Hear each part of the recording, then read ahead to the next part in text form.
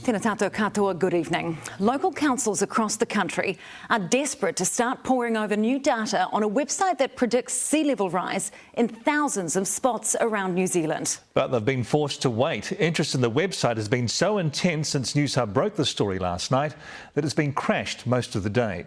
Here's political reporter Imogen Wells. The beachfront home, a dream for some, but for others, it can quickly turn into a nightmare. A huge wave came through the house and my husband said, OK, we need to get out. Maggie lives in Wellington's Owhiro Bay. It's so frequently battered by sea swells, she's always ready to get her family to safety.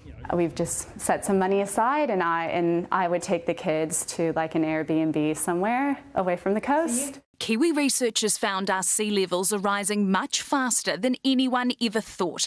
It's because two tectonic plates meet in the middle of Aotearoa and push parts of the coast down. For many areas, the global average rise of 30 centimetres by 2060 is coming in only 10 or 20 years. In fact, in some places around Aotearoa, it's happening at double and even triple the global rate. The reality is that we have squandered some of the time that the scientists gave us to address the issues. But now you can find out if the worst affected places include your own neighbourhood. searise.nz/maps shows sea level rise data for every 2 kilometres along the New Zealand coastline, represented by these little dots.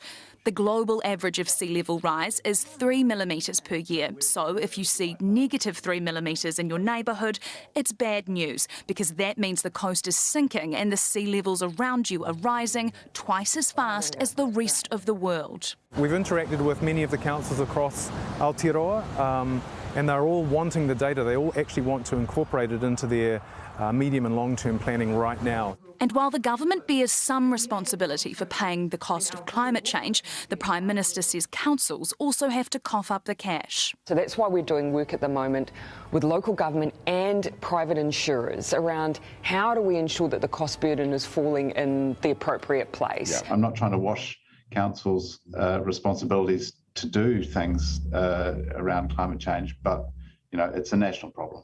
And we should all pitch in together. Meanwhile, Chris Luxon today gave his pre-budget speech laying out National's economic values, but climate change wasn't even mentioned.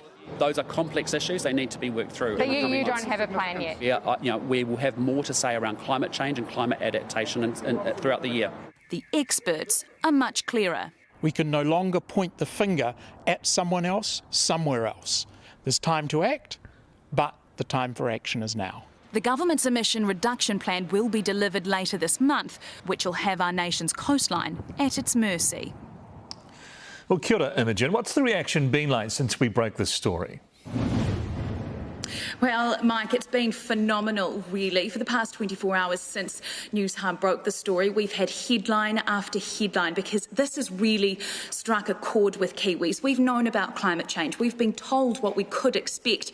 But this is the first time we've had a tangible location-by-location-based tool, which means it's really difficult to look away. We can now see exactly what is predicted for our own neighbourhoods. And it's been so popular, so attention-grabbing. That website, as you mentioned, has been down all day because so many people have been trying to access it, which hopefully means many more of us are talking about the issue because it is going to impact every single one of us. Imogen, tēnā koe.